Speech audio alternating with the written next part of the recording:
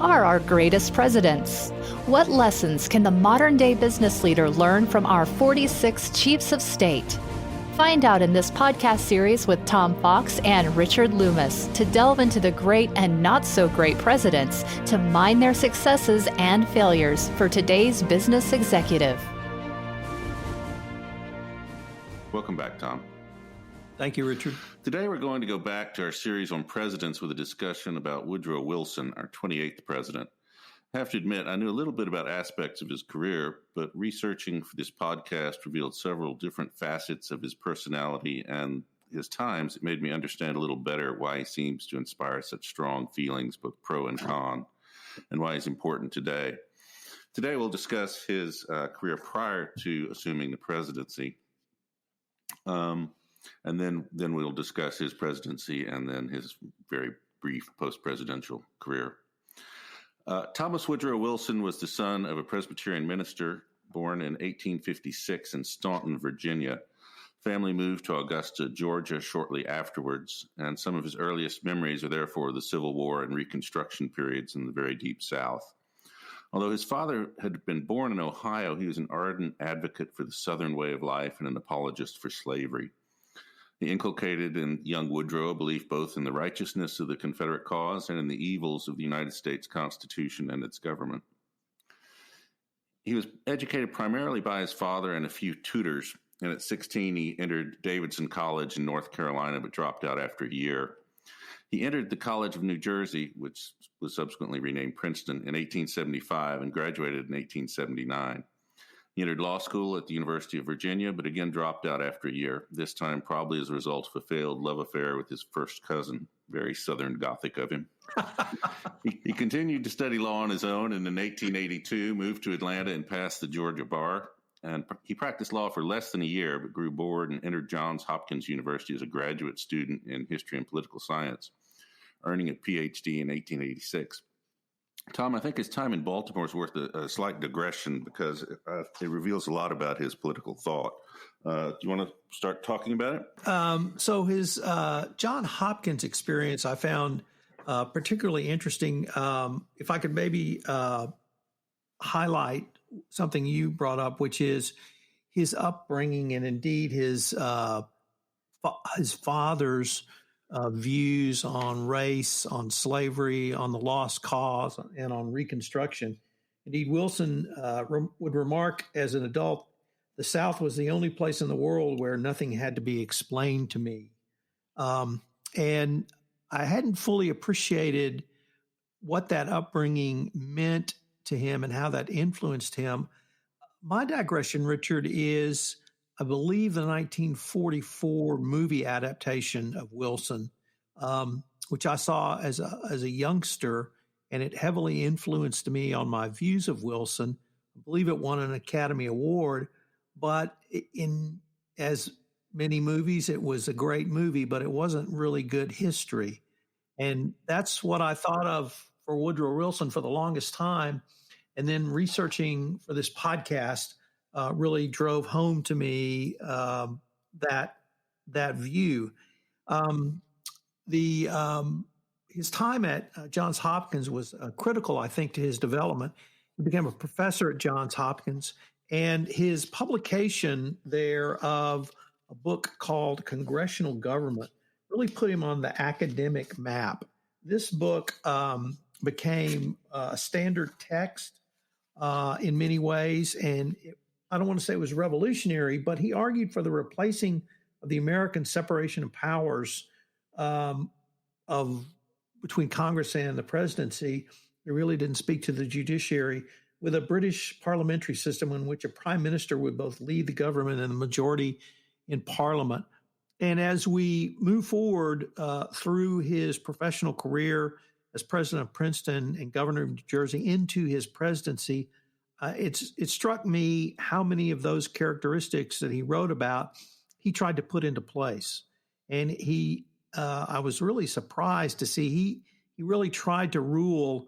I shouldn't say rule. I should say run the country as its elected president in a much more parliamentary way as the prime minister. So I thought it was really interesting to look at that. But being put on the academic map in, I believe this was 1897, was equally important then as it is today.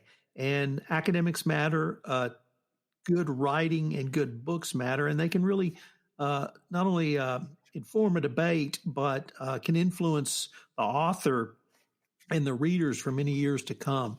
So I found that part really interesting. I just was not aware of his career at Johns Hopkins. And then he moved to Wesleyan. And I note this because, one, my roommate in law school went to Wesleyan, but he coached football at Wesleyan. And the other well-known football coach who came out of Wesleyan was Bill Belichick. So interesting data point there. And then he goes to Princeton, where he authors 2 more textbooks on government that became standard texts for literally the next 20 years, maybe even into the 1930s.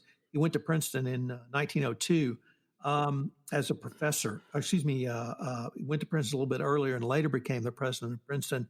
But I found these times as formative for Wilson's political philosophy and indeed his political thought and leadership as any other time. And I don't know what your thoughts might be. I just was not aware of the Johns Hopkins period at all.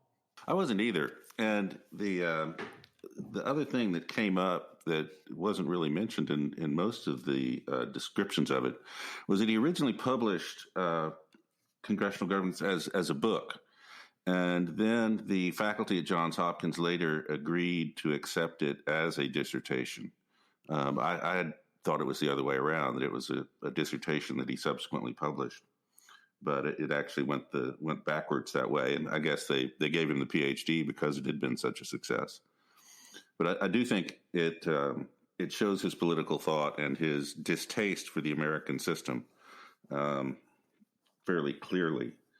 When he was at Princeton, I mean, you mentioned he published several books on governance. He also published a biography of George Washington and a 5-volume history of the United States, which has been subsequently mined by people for the quotes about the virtues of the Ku Klux Klan and the correctness of the Southern view of slavery and secession.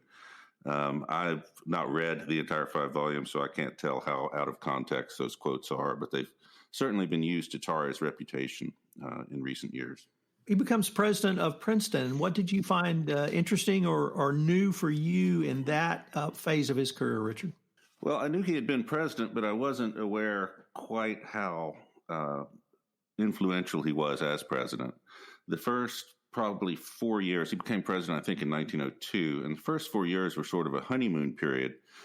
He'd been hired to basically reform the university. It was sort of a Southern gentleman's club up to that point. And so he changed the academic system, made it considerably more rigorous. He introduced the preceptoral system where small groups of students meet with professors. But then he started running afoul of politics in the university. He wanted to create a large graduate school in the middle of the campus. He got his graduate school, but he didn't get it located where he was, and he made a lot of enemies in the process. But it was when he attempted to overturn the system of eating clubs, which are social clubs, which are invitation only, and residential housing, that he alienated everybody. Students, alumni, faculty, trustees, they all disagreed with that. And so his remaining you went 5 to an or 6 Ivy League years school, although basically not at the same time. Wilson was at Princeton. Did you see remnants of any of that in your college experience, or was the design of Yale just completely different?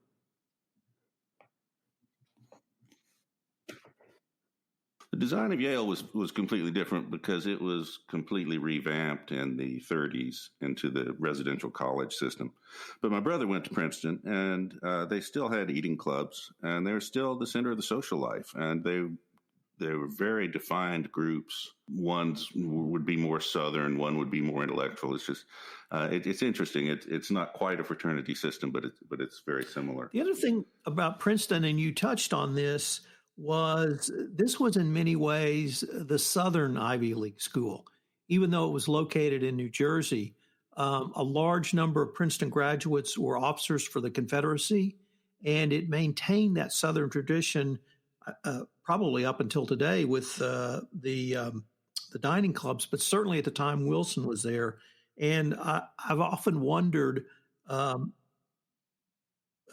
what effect that had on him. Did it reinforce his vision of the South, a very hierarchical system with the elite sort of running things, or was it something different?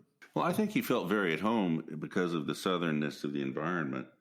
But I think we also started to see some characteristics of his personality that show up later, specifically in the various fights he had. He eventually decided that it was better to be defeated than to settle for a compromise. And we see that again and again in his later career. He seemed to seek out these quixotic causes that he could go down to glorious defeat in, and I think we do see some echoes of his father's training about the lost cause of the South in some of this. One of the characteristics that I have found about Wilson in this study was, it seemed to me, particularly his last 5 years at Princeton, he became very prickly. And he took offense easily, and that offense could be if you disagreed with him and if you were against his position. And I think we saw that in his later years as governor of New Jersey, but we particularly saw that in the presidency. And I've been trying to think of an example, and I'd originally thought of perhaps Richard Nixon, but then I really rejected that. Obviously, Nixon had an enemies list and targeted people that he thought were against him, but I didn't think he was prickly, easy to offense. I think he would work with others, even if they disagreed with him. The example that came to mind was John Adams, and it was really based upon David McCullough's biography, where I really did get the sense that Adams was very prickly, very difficult to work with and for. Does that resonate with you, or do you have other perhaps examples that may resonate a little bit more for you as president? Well, I think that Obama was quite a prickly personality, and Wilson, though, I think combined prickliness with pettiness and vindictiveness and spitefulness to a degree that Adams may be a better comparison. He kept grudges. He kept score. In fact, one of the quotes that I ran across from him was, "Tolerance is an admirable intellectual gift, but it is of little worth in politics." And I think that kind of summed up his approach. It was his way or the highway. So, Richard, his next step was equally interesting. He becomes governor of New Jersey. Some of the readings we did indicated he was really a dark horse candidate, but one of the pieces said that he had always had his eye on politics, and that he viewed the academic career leading to the presidency of Princeton as a stepping stone. Although he believed he should be headed to the Senate. At this point in time, senators were elected by state legislators. That had not been changed by constitutional amendment. So it seemed to be a little bit of a dichotomy, but I think he was clearly a dark horse candidate to become the candidate for governor of New Jersey. He was nominated as a Democrat. There had been 4 consecutive Republican governors. New Jersey was viewed as, particularly the Democrats were viewed as very corrupt because of party bosses. I think that's also well known for New Jersey at that time as well. So he really tried to run on the outside. And there was a great quote which I think is a little fastidious, but it said, quote, "It came to me unsought, unanimously, and without pledges to anybody about anything." And I think he was trying to set himself apart. I'm not sure it came to him unsought, but that seemed to be the way that he garnered the nomination. And then he was elected. And he did engage in some significant reforms for the state of New Jersey. He had several pieces of legislation he was able to get through, and he turned his back on the party bosses, and even the party bosses who were very powerful, such as the then sitting U.S. Senator. So we saw a little bit, I think, of not only his leadership style, but a portending of some of the things he wanted to do as president when he was governor of New Jersey. What might have struck you about that time of his professional career? Well, there are several references in his writings to the fact that he actually practiced law with a view of entering politics. So I think his eye was on politics pretty much all of his life. And this was his first chance to get into it. He was apparently looking for a graceful way out of Princeton at that point, since he'd suffered a series of defeats with both the faculty and the trustees. It turns out, of course, that his fight against the privileged Ivy League sold very well with the voters. So, can we say it's still working? I think so. So, but anyway, so the Democrats saw him as someone who was untainted by the boss system, but they also gravely miscalculated when they thought they could easily manipulate him. And I've been looking for it, but I couldn't ever find it again. But I remember reading a quote from him once that someone was saying, I don't really think you can handle the politics of being governor. And he said, "You've never been at a Princeton faculty meeting." And he was absolutely correct. He was absolutely correct. The old saying about the fights are so vicious because the stakes are so small.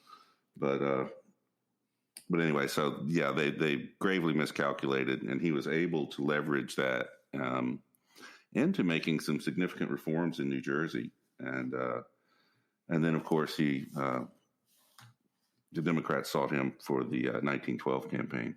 So the 1912 campaign was, we've touched on this in prior podcasts about both Theodore Roosevelt and William Howard Taft, but it was one of the most fascinating campaigns in United States history. But once again, Wilson was a dark horse candidate. And one of the scenes that I still remember from the 1944 biography was when his supporters were able to coalesce and create a majority. And they had about an hour and a half or 2 hour parade on the floor of the convention, which is something they used to do to try to drum up support. And his campaign slogan was "The Pride of Princeton." And there was some validity in that. He truly was a dark horse candidate. I think it was the 15th or 20th ballot before he was able to begin to move up. But there were two key elements that put him in the nominee seat. The first was William Jennings Bryan, and one of the great characters of American history, nominated for presidency 3 times, became Wilson's Secretary of State. But Bryan threw his support to Wilson. The second thing was, I probably should have named this first, was Tammany Hall. And Tammany Hall backed one of Wilson's opponents. That's what caused Bryant, who announced he would not back anyone who Tammany Hall backed. So William Jennings Bryan threw his support to Wilson, and not being the Tammany Hall candidate indicated to many in the convention that he was not the party boss candidate. And that meant something at that point in time, because this, of course, was the high point of populism in the United States, or at least that phase of populism. So Wilson was able to garner that support and claim the mantle of populism, even with Teddy Roosevelt running in the Bull Moose Party. Yeah, although it is worth noting that Wilson won with only 42% of the popular vote. as well as Roosevelt and Taft, Eugene Debs, the socialist, actually won 6% of the popular vote, which I think is indicative of how fragmented the country was at the time. We seem to think that our own times are unique in being fragmented and along very rigid lines, but it's really not anything particularly new.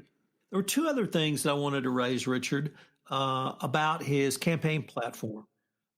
He campaigned on something called the New Freedom Platform, and two of the major planks were busting up the trust, i.e. antitrust, and second was lowering of tariffs.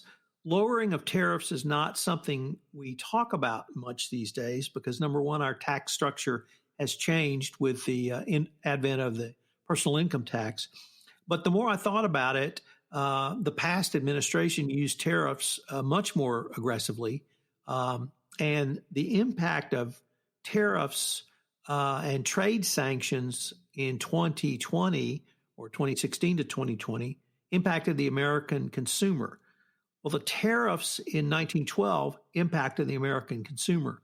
And so to your point, once again, we see there's really nothing new in American politics or American political debate. We may call it a little bit different. We certainly don't talk about lowering tariffs now, but the trade sanctions put in place by the now, as we're recording this, still current administration, really increased the tariff prices essentially on many American consumers and American manufacturing companies. And we are now in a new phase of antitrust with the big tech companies. One action has been filed, and there may be others under the Biden administration, or there may be a change in the laws. So once again, we see that issue still. And of course, the third part of the New Freedom Platform was the Federal Reserve System, which was created in 1913 in order to reform the banking system, which, again, remains a hot button issue with a fair number of people. Richard, there's one thing that we have not discussed in this phase of Wilson's career that we both think is extraordinarily important as a leadership issue, and that's health. You want to talk a little bit about what happened to him or what speculated to happen to him and how that may presage certain things in his presidential term? Well, it appears that he probably had a minor stroke while he was president of Princeton. He began to go, he'd always had weak eyesight, but he apparently began to go blind in one eye. The stroke may have changed his personality to make him even pricklier. I'm not convinced of that, but it certainly his health became a concern from there on out, and it may well have changed his personality somewhat. His Presbyterian faith was always very strong too, and with the Presbyterian belief in predestination, I think he was always inclined to be certain of his own rectitude, but I think that may have been an issue. And that's something that, with age of our now incoming president and our congressional leadership, and our current president, I think a lot about that. And I hadn't thought about it really in terms of a leadership issue. Health is a leadership issue. I thought about it as sort of a new blood or different ideas or a path to leadership for some of the younger congressional representatives or those who might seek higher office, such as the presidency. But here it really drove home health. And, President Trump didn't want anyone to know about his health conditions. Do we need to know? Do we have a right to know the health of our president? Should that be public knowledge? But here it clearly was a critical issue, and I'm not sure I have an answer to that. But it's and if we take that to the boardroom, Steve Jobs would probably be the best example, still leading Apple while having stage 4 cancer. Was he still capable at that point? Do stakeholders or shareholders have the right to know about the physical health of leaders, their CEOs, their C-suite executives? Is that something that we need to take into account more And has that even changed now in view of the coronavirus health crisis? Well, I think it's always been a difficult balancing test. I feel the same about the financial disclosures, and they always try to balance that with extremely vague financial disclosures, and the health disclosures are a serious privacy issue. But at some point, I do think that they should be disclosed. We'll talk about this a lot more in the next podcast because it became very much an issue during his second term as president. And I think you're right. I think it's an issue today. Richard, I really enjoyed particularly studying this phase of his career. I had studied his presidency and particularly the Treaty of Versailles and the 14 points in depth, but I hadn't really studied this part. There was, I have to say that the whole Southern upbringing and his original book were not things I was very aware of at all. And I think those really either shaped and formed his views literally for the rest of his life, or really were guideposts for him on how he governed going forward. Well, I think they definitely were. And I think his admiration for a strong executive system, one of the articles we read said that by 1908, Wilson had become convinced that constitutional change was no longer necessary for a president to simply assume greater power. And he certainly showed that when he became president. But no, I found it very interesting. And I do think that we're going to see echoes of it throughout his career. Well, thank you for listening. And until next time, this is Richard Lummis and Tom Fox. Presidential Leadership Lessons for the Business Executives was recently honored by the communicators with an award of distinction for podcast. Now, we certainly are thrilled to have received that. Presidential Leadership Lessons for the Business Executive is a production of the Compliance Podcast Network.